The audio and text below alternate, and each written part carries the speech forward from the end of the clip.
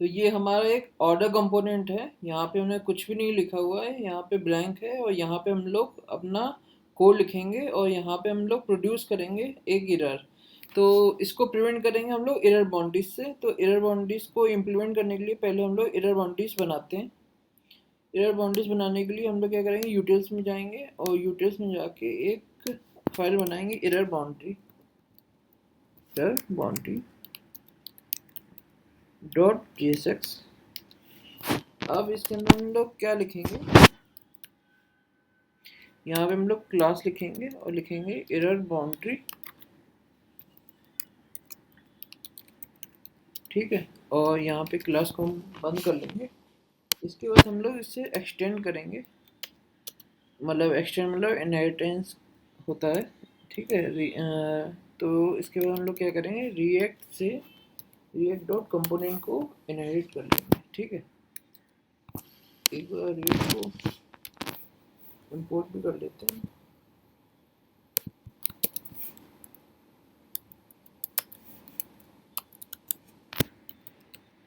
तो रिएक्ट, ठीक है। हम लोग बनाते हैं कंस्ट्रक्टर, इसमें हमारा होता है प्रॉप्स मिलेगा मुझे। इसके बाद हम लोग लिखते हैं अपना कोड सुपर और इसमें डाल देते हैं प्रॉप्स। इसके बाद हम लोग क्या करते हैं, अपनी स्टेट बनाते हैं, this dot state equal to hash error. इसकी वैल्यू बाय डिफॉल्ट हम लोग क्या कर देंगे, फॉल्स रख लेंगे, ठीक है।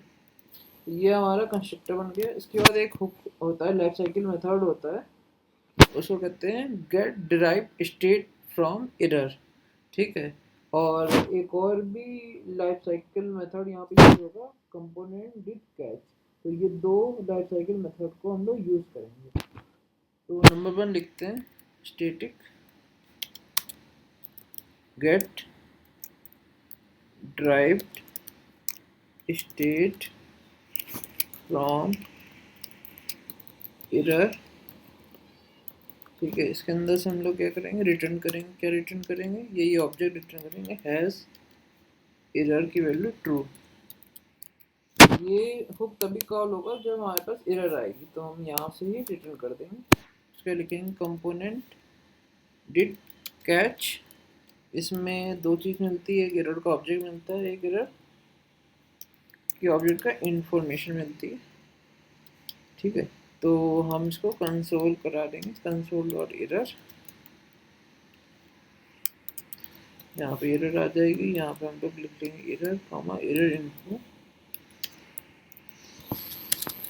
अब इसके बाद हम लोग लिखेंगे रेंडर फंक्शन अपना। रेंडर फंक्शन में एक केस लगाएंगे, if this dot state dot, जो हमारा एरर है हैश एरर, अगर एरर आ रही है तो हम लोग क्या करेंगे, रिटर्न। और यहाँ पे हम लोग लिखेंगे अपनी फॉलोइंग यूआई। तो फॉलोइंग यूआई में आप अपने अकॉर्डिंग लिख सकते हो। तो अभी के लिए हम लोग ग्लोबल एक तरीके की फॉलोइंग यूआई लिखेंगे, जिसमें हम लिख देंगे something went wrong, something went wrong, ठीक है। इसमें जो यहाँ पे हम लोग टैग देंगे, इसको दे देते हैं h2 टैग, ठीक है।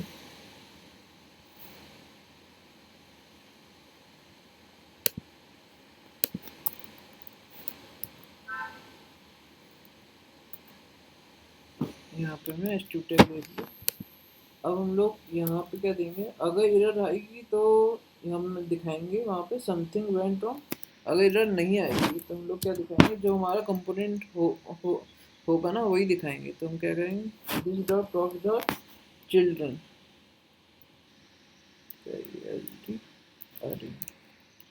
ठीक है। तो चिल्ड्रन क्या होता है, जो हम कंपोनेंट के बीच में जो रैप किया होता है ना, उसको हम लोग चिल्ड्रन कहते हैं, जैसे कि हम दिखाएंगे आपको।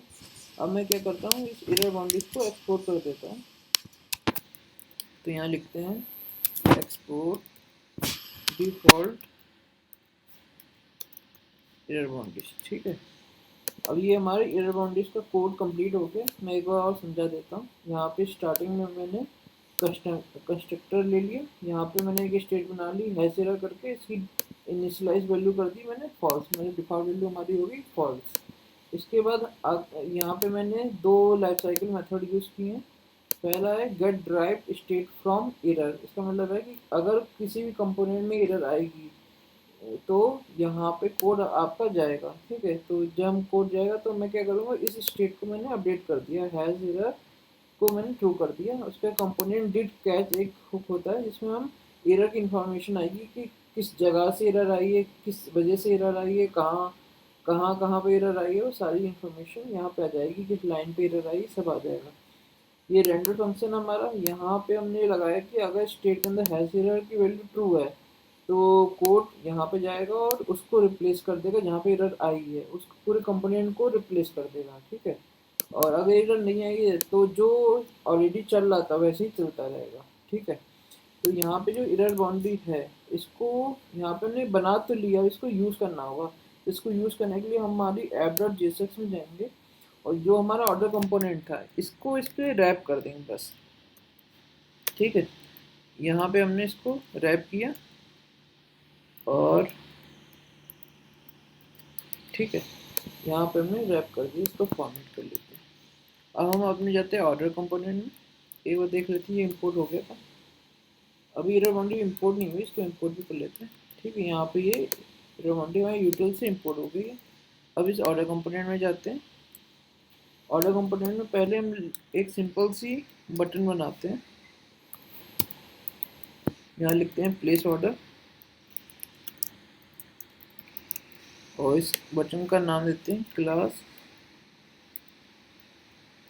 btn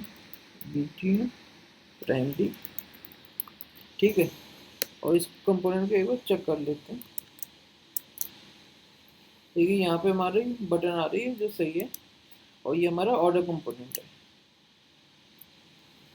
ठीक है। आप लिखना चाहो यहाँ पे लिख भी सकते हो ऑर्डर कंपोनेंट।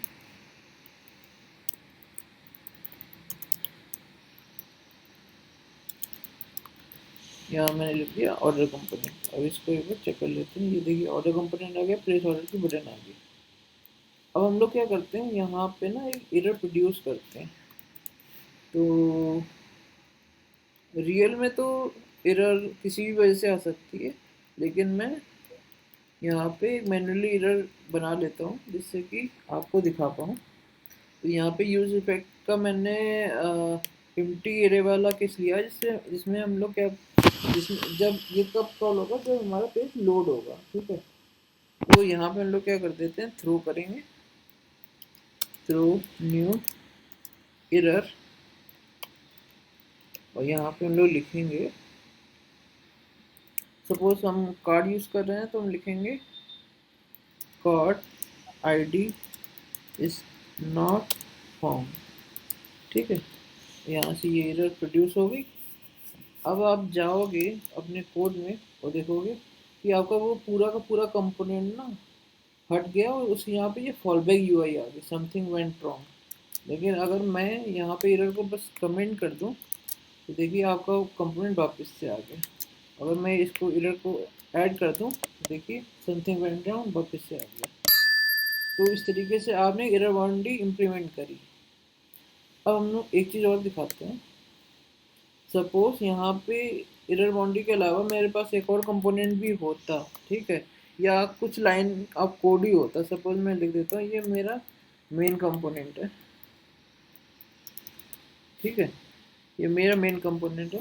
तो जहाँ एरर बाउंड्री लगी होगी उतने कोड पे आपका फॉलो यूआई आएगी, लेकिन मेन कंपोनेंट आपका तब भी चलता रहेगा। अब मैं एक बार दोबारा चला के दिखाता हूँ। देखिए मेन कंपोनेंट आपका चल रहा है लेकिन फॉलो यूआई यहाँ पे ही आई है सिर्फ आपकी, ठीक है।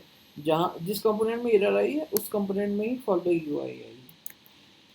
अब एरर बाउंड्री के अंदर भी मैंने एक पॉइंट बताया था आपको कि ये जो चिल्ड्रन होता है इसका मतलब क्या होता है, इसको कहते हैं चिल्ड्रन प्रॉप्स। इसका मतलब ये होता है, प्रॉप्स के अंदर एक चिल्ड्रन होता है। इसका मतलब ये होता है कि जो आपने एरर बाउंड्री मतलब जो भी आपने रैप किया है ना इसके बीच में ये जो है, जो भी कोड लिखा है आपने, इसी को कहते हैं चिल्ड्रन। ठीक है, ये जो बीच में कोड लिखा है इसको कहते हैं चिल्ड्रन। ठीक है, तो इसको एक्सेस करने के लिए हम लोग क्या लिखते हैं, this dot props dot children. ठीक है, तो इस तरीके से आपने एरर बाउंड्री समझी कि कैसे क्या होती है, और इसको इम्प्लीमेंट भी किया हमने, एरर भी समझी, और मेन कंपोनेंट में भी लगा के देखा कि एरर बाउंड्री को कैसे हम लोग यूज़ कर सकते हैं। अब इसको और भी कस्टमाइज कर सकते हो। यहाँ पे अगर आप और आप जाइए एरर बाउंड्रीज में, ठीक है, और ऐप डॉट जेएसएक्स में जाइए। यहाँ पे जाके आप प्रॉप्स में और कुछ भी ले सकते हैं कि कोई पर्टिकुलर मुझे वही मैसेज दे दो। ठीक है, आप यहाँ से मैसेज पास कर दो। ठीक है, और आप चले जाओ अपने एरर बाउंड्री वाले में, तो प्रॉप्स के अंदर आपको वो मैसेज मिल जाएगा। उस मैसेज को आप यहाँ पे दिखा सकते हो। तो यहाँ पे आप कस्टम मैसेज भी ऐड कर सकते हो। ठीक है, इसको मैं एक बार ना करके ही दिखा देता हूँ आपको, 2 मिनट लगेगा इसको बनने में। हम जाते हैं अपने ऐप डॉट जेएसएक्स में, जहाँ पे मैंने यहाँ पे ये लिखा है, एरर बाउंड्री में लिखते हैं एक मैसेज लिखते हैं, इसको कहते हैं ERR मैसेज, मैंने बोल दिया। ठीक, इसके अंदर मैं अपना मैसेज दे दिया, ऑर्डर कंपोनेंट ब्रेक। ठीक है, मैंने यहाँ पे ये लिख दिया। अब ये एरर मैसेज को मुझे दिखाना है,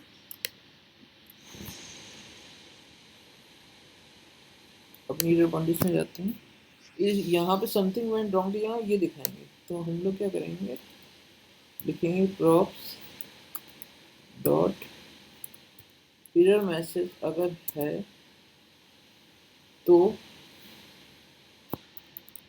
एरर मैसेज ही दिखाएंगे, एरर मैसेज दिखाएंगे। अगर नहीं है तो हम लोग क्या दिखाएंगे, समथिंग वेंट रॉन्ग दिखाएंगे। ठीक है, इसको मैंने इस तरीके से इम्प्लीमेंट कर दिया। अब मैं अपना कोड चलाता हूँ, देखिए ऑर्डर कंपोनेंट ब्रेक आ गया।